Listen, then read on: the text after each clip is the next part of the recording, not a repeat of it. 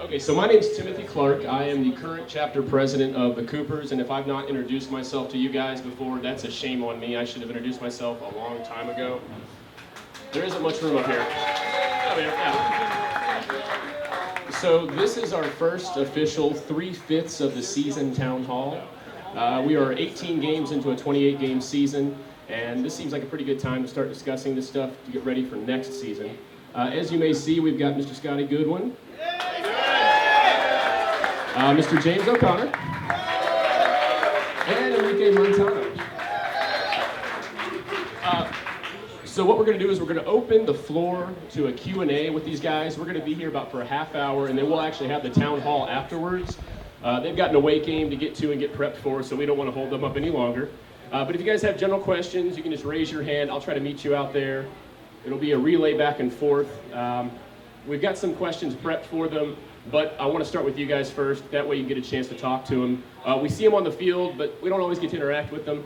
But is there anything you guys want to say beforehand, before we start? We're a lot less interesting up close. Yeah. Say that out loud. Said we're a lot less interesting up close, so. But fire away. There you go. I don't believe that. Who wants to go first? Who's got questions? Jason Ince, you got a question? No? Anybody? You guys didn't come with questions? All right, Augustus, come on.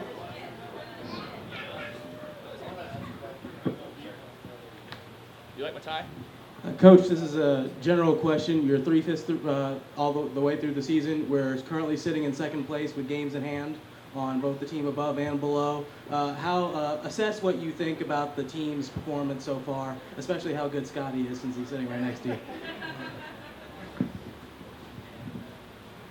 Thanks, Augustus. Yeah, we've obviously been pleased with the majority of performances. I think for us to be in the position that we're in, we're all really excited about. I think the last 5 games obviously have played a big part in us sort of leaping forward and getting into second place. So for us, it's always a case of head down and drive on. You know, we're not patting ourselves on the back. We still have plenty of games left, and we've got a massive game on Saturday. So, you know, so far so good, but there's still a lot to do and a lot to accomplish. So, you know, as I say, head down and drive on. What's your boys? What do you guys think about it? Oh, don't stand Enrique! Yeah, kind of the same thing Coach is saying. For us, the big challenge now is that now that things are starting to click a little bit and we're feeling confident going in from game to game is just to continue that next game mentality. And to be honest with you, I think we're doing a good job of that because I know we played Toronto, and then I honestly don't even know who we play the next game, which is kind of how it should be. Take one game at a time. We're going to go into it, and just at the end of the day, there's, 30 points left that we could possibly earn, so the season could look a lot different at the end, and we want to be on top of that when it's all finished. Yeah, basically it's just keeping our heads down, staying humble, and keep working hard. You know what we've been doing since the first day, so that's about it. Made a few words. All right, we still got questions to ask. Don't be shy. We've got these guys here. Anybody? Yeah, all right. So, how you guys enjoying living here in Louisville? Where do you guys stay too? That's good. I'm not trying to stalk. I don't need an address. I don't need an address. What's your address? I didn't know they had like team apartments or something. Yeah. Well, I know. I'll tell you. I live in Louisville, Kentucky. That's where I live. Now, obviously, I mean, for me, it's slightly different. Obviously, I'm older. I've got 2 young kids, so to come here and to bring the children here was a massive decision. You know, I think they've settled in really well. I think there's a real warmth to the people of Louisville. I think we've been made to feel very welcome, which was one of the big things that attracted us to Louisville. I mean, obviously, it's a big sports town, but obviously, when we came for, I think it was a weekend, we had that 3 or 4 day trip where we came and had a look around, and we met a lot of people, and generally everyone was really warm and really sort of very welcoming. So it made the decision to come very, very easy. But, you know, as I say, we've settled really well, and, you know, thankfully we're enjoying living here, apart from all the snow.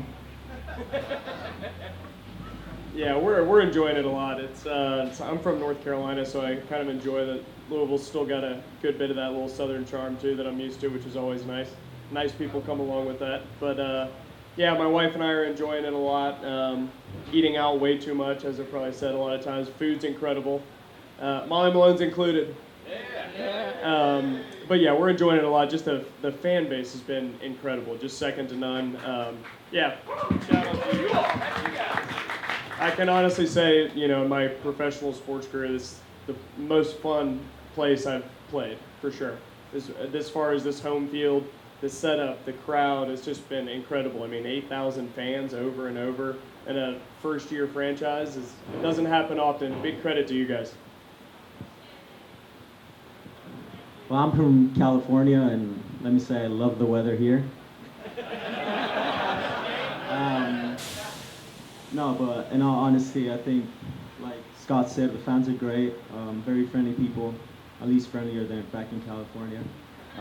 The food is amazing, so good food, good people. We're happy, so yeah. All right, anybody else? What else we got? We got time. Martin, come on up, man.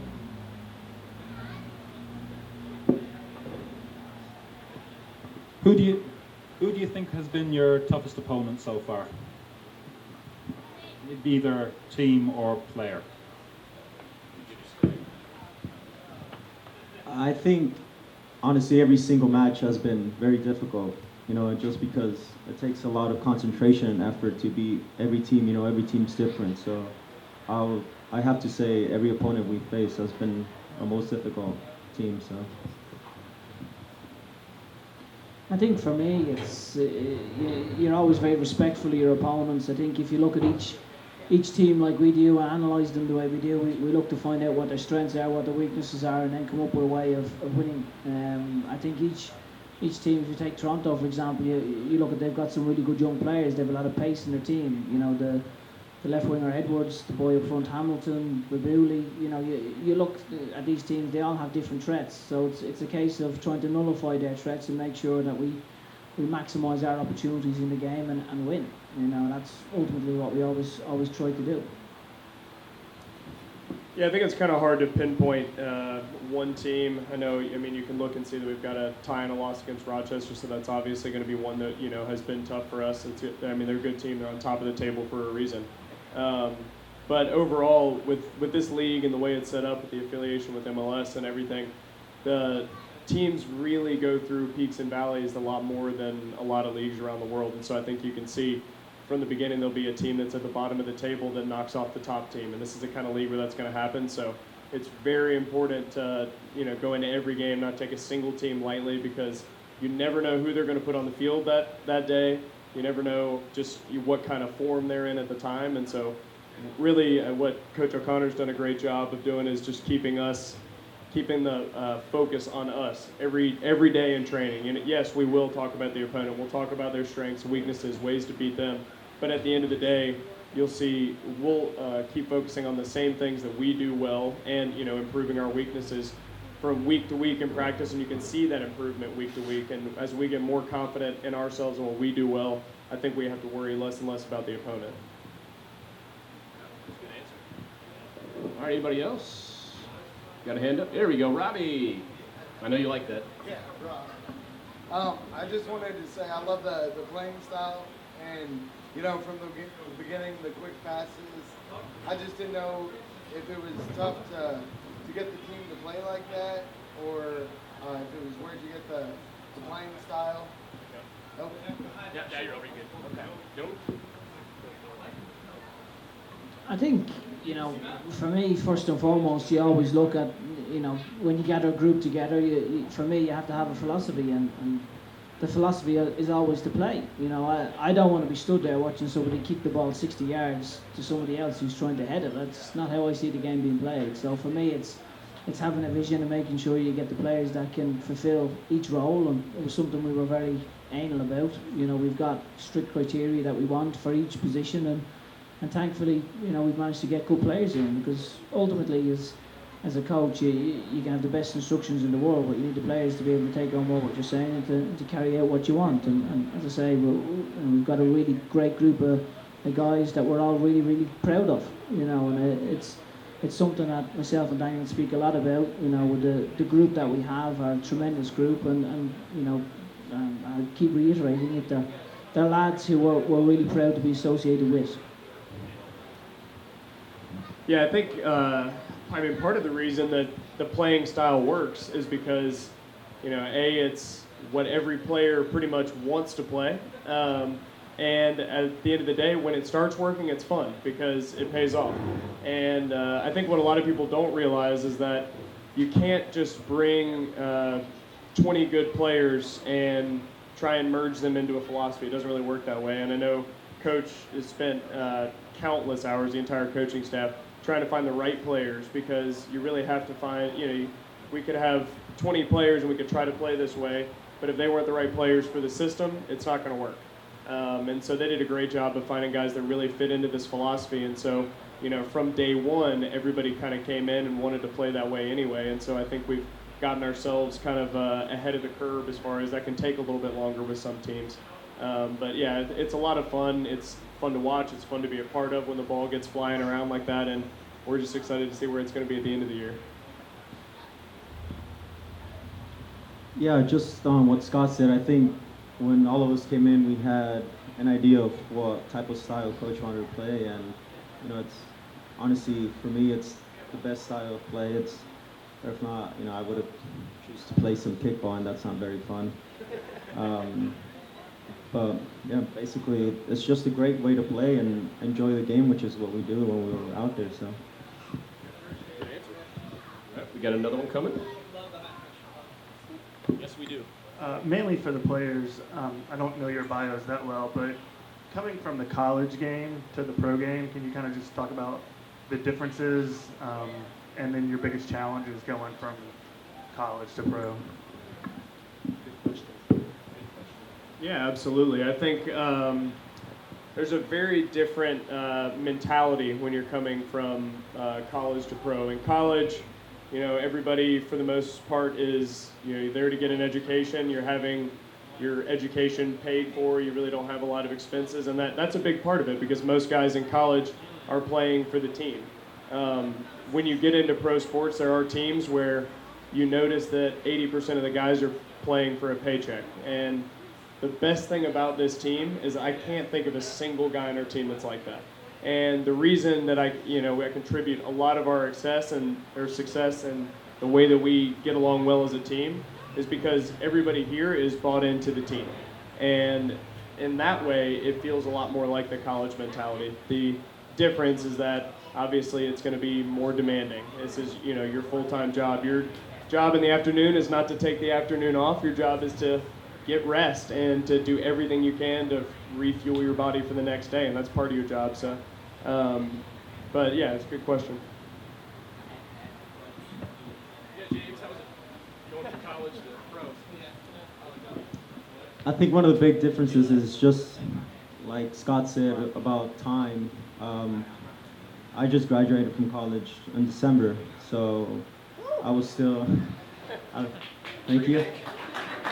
I was still, trying to balance both soccer and, academics, so it was very difficult, going from practice to the books. And like Scott said, now it's all about taking care of your body every day to make sure the next day you're well rested and prepared to, give 100% at practice. Actually, James, I'd like to hear from you what it's like from this system having college players come in versus, say, an academy. Is there a big difference? I think for us, the challenge is always, because we're so anal about the players, we try to find out as much as possible as we can before we actually go ahead and sign them. Mentality, character, personality, behavioural patterns, these are all stuff that we pay attention to. But I think for us, mentality, is a huge piece of what we do. Coachability, you get lots of players that are talented, but they don't listen. And they're no good. There's too often you find talented players that don't have ears that work. They think they know it all and they're not in a position to take on board messages. So for us, there's a number of factors that you look at. As regards to the difference between college and academy players, I think the college guys obviously have a little bit more, I would say, life experience, a little bit older, a little bit more maturity. I think the guys that are coming out of the academy tend to be obviously a little bit more, I would say, immature and still have a lot of learning to do. So there's a balance to everything. I think the squad needs to be made up of older guys that have had decent careers, and then also some younger ones that are just at the start of the ladder. All right, so we've got a question from Miss Jan Winter. Raise your hand. So Jan wants to know, in your all's opinion, when will the U.S. win a World Cup? The men. Yeah, that's correct. Clearly that's a bad question on my part, yeah. So what do you guys think? 2 World Cups from the next one. Is that a guarantee? Not a guarantee. That's interesting. I mean, I think if you look at the way soccer's taken off here, I think there's a great opportunity for America to go and win the World Cup.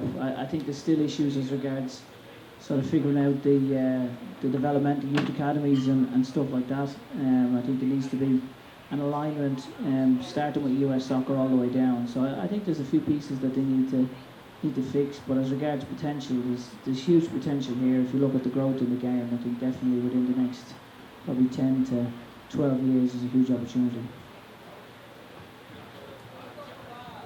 Yeah, I don't know if I can put an exact date on it. Just whenever the next one is. Okay. But I think a big part of that and what we do need is when the next World Cup goes. I think we need a World Cup where we go pretty deep, and I think we need, and not to say this isn't happening, but we need the country to get behind the team more than they ever have before, and the players are going to start to feel that. When you have a country that's getting behind a national team, that promotes Major League Soccer. Promoting Major League Soccer brings better players from overseas, which raises the level. But at the same time, we want to bring players from overseas isn't everything. We have to continue, like James said, with the academy system, getting players here to that level, because that's really what it matters on the world stage. But I think Enrique's pretty spot on. I wouldn't be surprised if a few World Cups from now if that's kind of when we're really climbing the ranks. And I think teams already realize we're going to be a tough opponent in any group. One Goodwin in the net. Right. All right, we got Scouts. Evening, guys. How are you all doing? Good evening. One question I've got, because I know we've all seen in the local media over the last few weeks that unfortunately Orlando City are no longer affiliated with Louisville City FC, and how is that going to affect the team? Let James start that one. James, that's right. I think, from our point of view, if Orlando had, sent us 5-6 players, we'd obviously be very worried. I think the issue Orlando have had is they've had a huge injury list. If you look at the amount of players that they have had injured from the start of the season up to now, they've had some serious problems. So I think the affiliation started with we were going to get minimum 4 players. We all had great hopes that was going to be the case, but circumstances change, and for them, they had a lot of injuries. They've had a lot of players at the Gold Cup, so they've had to manage a lot of situations. Obviously, for us, Sydney came. When did he come? He came probably, I think it was Lindsay Wilson game. He arrived, unfortunately picked up an injury, went back. He was away for 6 weeks. So Sydney missed a huge part of pre-season, missed a huge part of what we were trying to achieve, and then it was difficult for him when he did actually arrive, because we'd actually got up and running. The players were very used to our system, very used to the way we wanted to play. For Sydney it was a chance to come and to try and get some games. And because of the way we are and our philosophies, we're very fair with people. So unfortunately Sydney wasn't quite getting the game time that he wanted. So we said, look, there's an opportunity for you to maybe go and get game time somewhere else. You need to capitalise that for you. Because one thing that we speak a lot about is being fair and being right with people. We want people to work hard, we want people to give their all, and once they do that, we will always be fair to them. So for Sydney, I think it was an opportunity for him to go and perhaps get more game time somewhere else. And for us then, with the affiliation, it's now become a partnership rather than affiliation. So I think the language has just changed. So we still have a very close relationship with Orlando. They're going to be here in 4 weeks' time, so we're going to get to see them in the flesh. So for us, it hasn't really changed a whole lot, if I'm being honest. I think that the language has changed from an affiliation to a partnership. I think that's pretty much it. Nope, nothing. That's it. It's a pretty good example, yeah, explanation. We've got Jason Ince. You got a question? 2 questions, actually. Get one. Get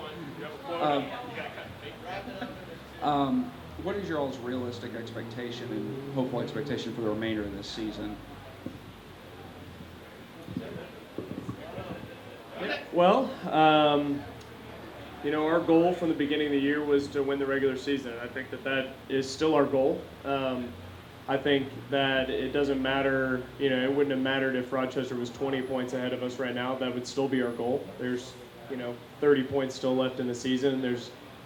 Like we said earlier, the teams are going to, there's peaks and valleys, and, if, teams ahead of us are going to go into a valley, we're going to be ready to capitalize on that. And but for us right now, we're just going to keep going with our current form. We're going to try to go into Toronto and get 3 points, and after that, we'll worry about the next one.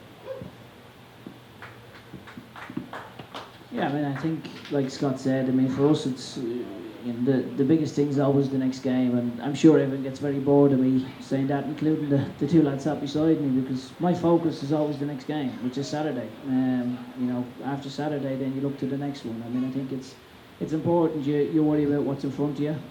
Toronto are in front of us, so we need to give them the full respect and to make sure we get after them. And ultimately, if you can do that and win enough games, then the league takes care of itself. So we're all well aware of what we want to try and achieve.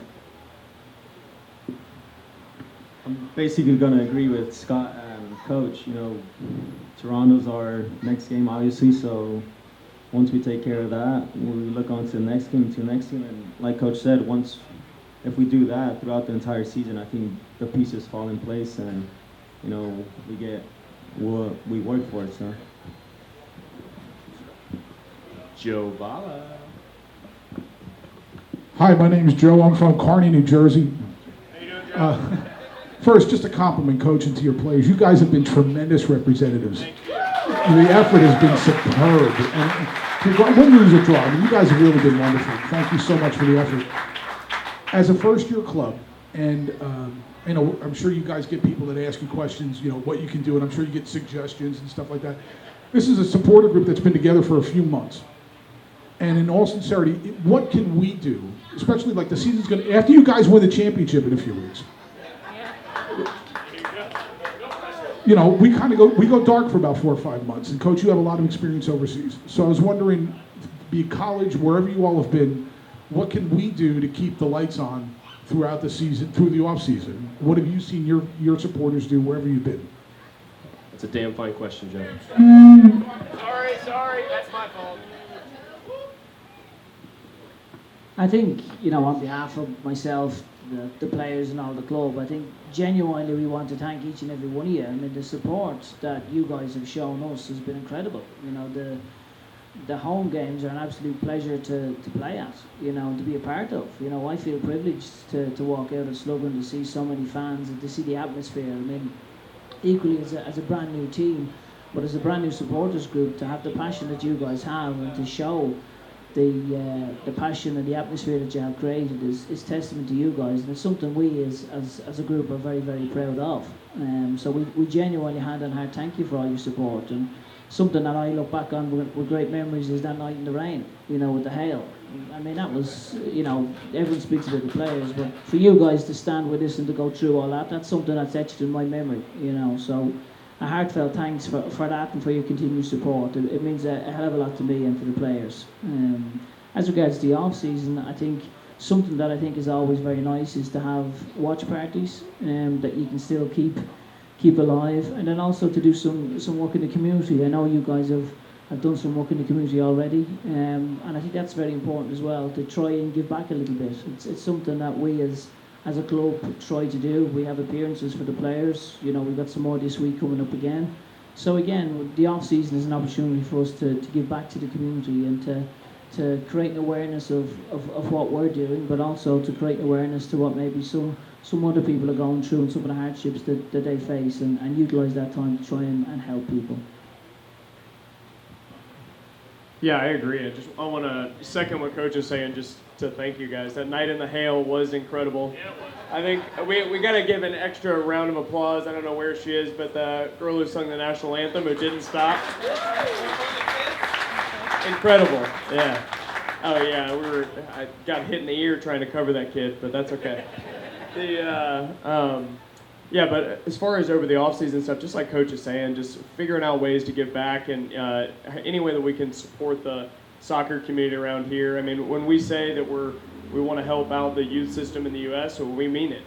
This is soccer's not just our job, it's our passion. It's going to be a lifelong passion, and I want to see our, U.S. men's team do well, 30 years from now, and part of that starts with the kids now, and I know that we're going to be trying to do as much as we can to get involved, not just in that, but in any kind of fundraisers and everything. But as far as the interest for the team, just exactly what you guys are doing now. There's a constant, just kind of buzz about everybody. We go away for 4 weeks, and it's still, it's on Twitter, it's in the news, everybody's talking. There's just this constant buzz and excitement about the team, which is incredible. It's infectious. We as players feel it, and it makes us more excited to go out there and play. But like through watch parties and things like that, staying involved with other leagues, just everybody staying together and continuing to be excited about soccer in general.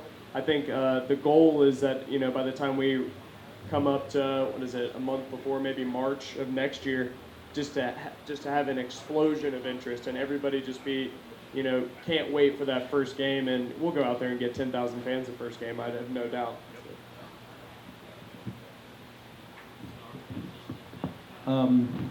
Also, I want to thank everyone.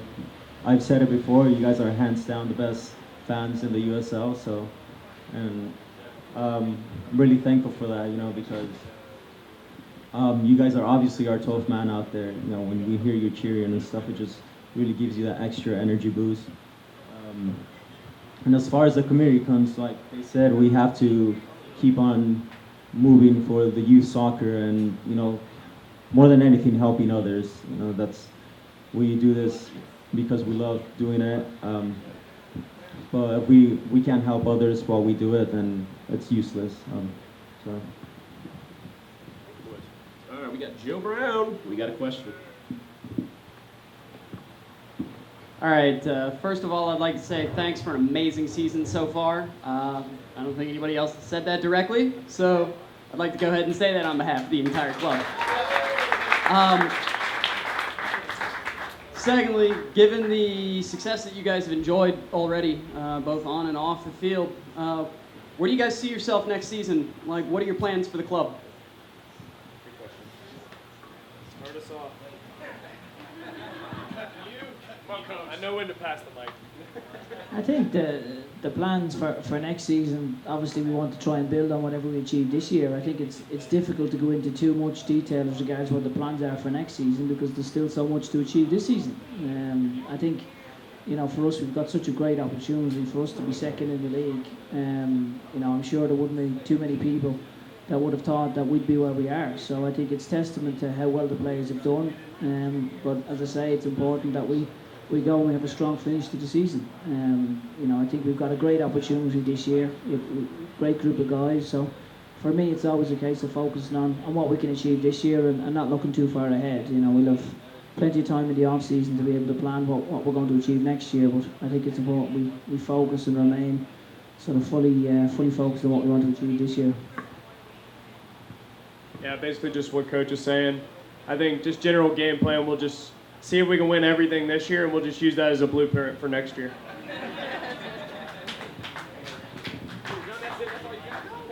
Oh, there we go. Enrique's got one.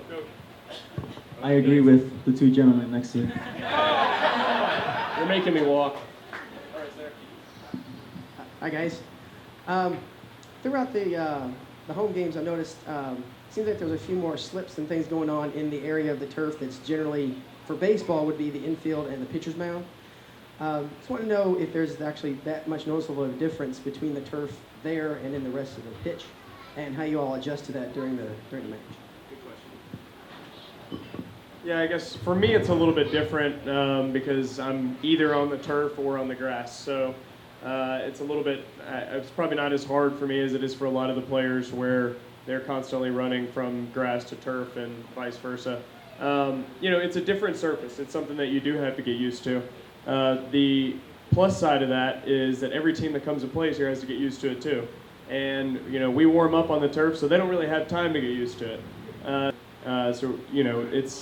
We're extremely excited to play at home no matter what the surface is. It could be a big slab of concrete. Yeah, I think obviously it's a challenge. I mean, it's not something that is ideal by any stretch of the imagination. I think for us, the important thing is to use Slugger to get what we want, which is obviously big crowd support and then to show everyone that we need our own stadium. I think longer term, if you look at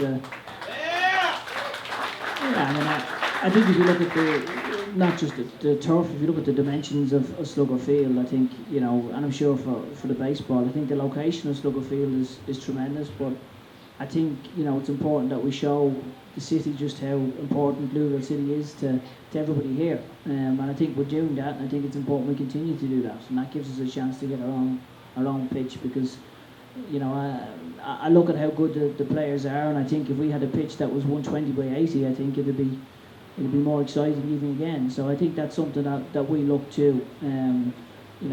As Scott's mentioned, the groundsmen up at Slugger do a tremendous job, and we're very grateful for all they've done. We're very grateful for the owners that obviously has made this happen, because it's a huge commitment. If you look at us playing at Slugger financially, it's and I don't know the full ins and outs of it, but I know it's not viable for the longer term. So I think it's a case of maximising our time there and making sure that everyone is fully aware of how good we can be and get that stadium that we will all love to be a part of. I think one of the big differences is that it hurts more when you slide on the turf. That's about it, though. Everything else, we both play in the same field, so. But like Scott said, it's definitely an advantage for us since we're used to playing in it all the time. Other than that, yeah. Is it spongy or like really clamped? Not really, no. Pretty hard. But it's good. Like Scott said, the groundskeepers do everything they can to make it as playable as possible. So it's not an excuse. We're not complaining about it. We're gonna keep doing what we've been doing. So the field's not an excuse. All right, who else we got? Don't be shy. Step forward. Anybody? There we go. I saw two hands. We're going to get to you. Anything you it's want. Gary, right? Anything? Yeah. All right, Scott said it. We haven't had a single off-the-wall All right. question. Coming into this season, did any of you expect to be here with this fan base, with the team performing how it is? Good question. Not off the wall. Team performing how it is, yes. As far as the fan base and everything, you guys have by far exceeded my expectations. I couldn't be happier. One more round of applause for you guys.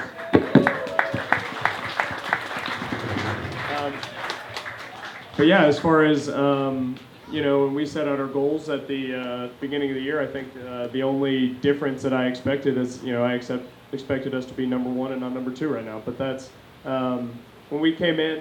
Part of the reason that we are all here is because we knew the philosophy that Coach was going to try and instill on the team, and that's part of the reason that we were all drawn to it. And so that's why I think it was realistic for all of us to have high expectations from the beginning of the year. And but at the end of the day, we're just going to keep grinding away every day and just next game.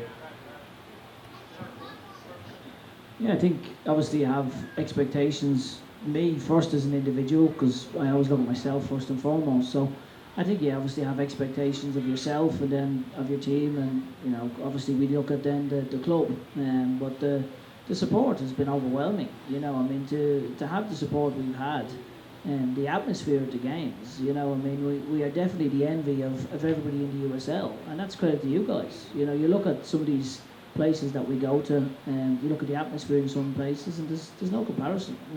I think for us, as I say, we're very proud of the way the season has gone so far. There's still a lot to do, but the atmosphere and the actual fan base, the numbers that we've achieved, is great credit to you all. I think it's important that we maintain that and kick on from out the end of the season. And as I say, if we can do that, then I'm sure it'll be no time before we get our own stadium, which is great. Yeah, I think when I first got here, obviously a new team, new players, didn't know anybody. But, since the first day of practice, Coach talked to us, and after the first day of practice, it seemed like all of us were on the same page. So right on, and after that, I knew it was going to be a great season, and so far it's been an amazing season. So. All right, we've got time for 3 more questions. Gary?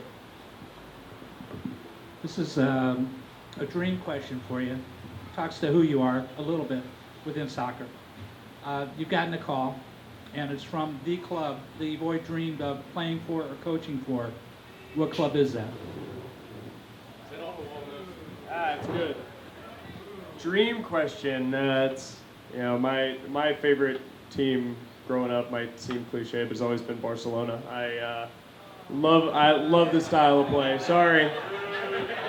We'll see. I'll be sitting by my phone waiting for a while on that one. But I think it's incredible if you're a fan, not just of the excitement of soccer, but a bit of the art of soccer. I think watching Barcelona play is just a bit of it's just magic. Honestly, that style of play, and that's what a lot of teams all over the world are trying to mimic, and not a lot of people do it as well as they do. Maybe a few. But yeah, that would probably be my dream. I think it's a great question. I think for me, obviously growing up in Ireland, I grew up, everything was Celtic. You grow up in Ireland, it's you're born into it. So I mean the passion again that you look at Celtic, you look at the crowd they get, you look at the atmosphere at the games at Celtic Park. I think it's a huge club. I think it's something, as I say, I've grown up in, and I'm steeped in the history of that club, and that's what's so beautiful about Louisville, because we have an opportunity to create our own history. And you look at these teams around the world, they've been around hundreds of years, and you look at Louisville City, you look at how successful this year's gone, and please God, in 30, 40 years we'll all have children and people who'll be still here supporting Louisville City and saying how great it is here. So I think that's what's so exciting about Louisville. Mine would have to be Chivas de Guadalajara, Mexico. Growing up as a kid, every Sunday I used to sit down with my dad and watch every game. So that's a team that I still follow, and I would have to say it's like many teams. Well, very few of the teams in Mexico. It's Chivas and America. Basically, have been around in Mexico for the longest. So a lot of history in that team, and just a lot of passion for the game. So yeah.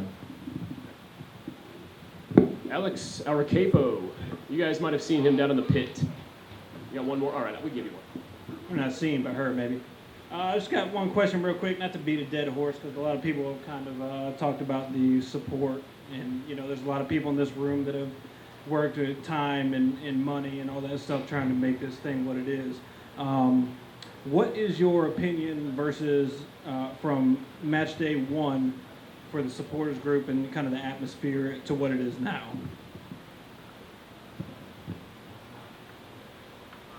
I think this thing turned off.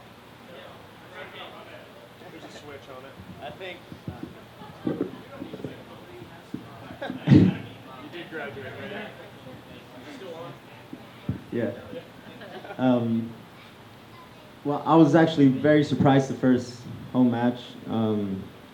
And like I said, I don't know what I was coming into, so when I saw the crowd, it was I got chills. It was amazing. And I think it's been very consistent. If anything, it's been growing. So, it's great, and we're really enjoying every part of it. So, very consistent from you guys, and it keeps on growing, so that's incredible. Yeah, I think obviously the growth is there for everyone to see. I think the introduction of the drums, I think, has definitely played a big role in it. I think it definitely helps the atmosphere. I think that play has definitely from the first game to as the season progressed. I think that for me would be the big difference, and obviously the volume and the numbers, it's increased, and long may it continue. Yeah, I guess the big difference for me is the first game of the year, we had a amazing supporter section that had no idea what they were going out to watch. And now we've got an even bigger, more amazing supporter section who, knows what they're there to cheer for. And you can just feel the passion, you honestly can, from you guys. And that's an incredible feeling. There's loud loud supporter sections that don't have that same, it's just not the same feeling, and we get that from you guys, and it's an incredible thing to play in front of. Coach, I know you got something to say. I know. I'd like to. If somebody can actually do some investigation work, I'm still not convinced that Enrique has a degree just on waving it out the microphone. So you really like us. That's what I hear. Jordan? Come on up. I want to save the most important question for last. To square away a Twitter bet. Who do you guys think would win in a fight? Matt Fondy's hair or Coach O'Connor's hat?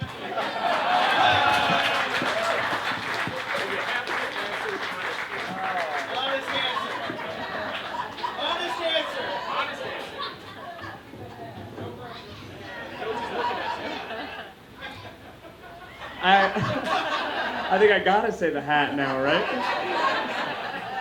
Well, on the one hand, the hat keeps out the entire sun, so that's a good thing. But his hair's absolutely got a mind of its own as well, so you never know what's gonna happen there. But I gotta go with the hat with the smothering effect. Yeah, I think if I'm being totally honest, I don't know a great deal about Twitter and social media, so I'm obviously going to pick my hat because I love my hat. Matt Fondy's hair. Sorry, Coach. 2-1 to the hat. All right, that is the last portion of the question and answer. You guys, thank you so much for joining us. We really appreciate that.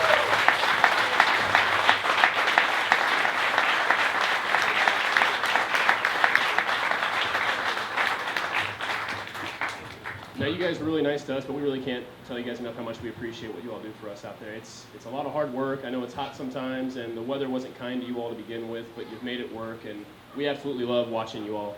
And we can't wait to see you guys again in the next one. So if you want to stick around, Real quick, we got one.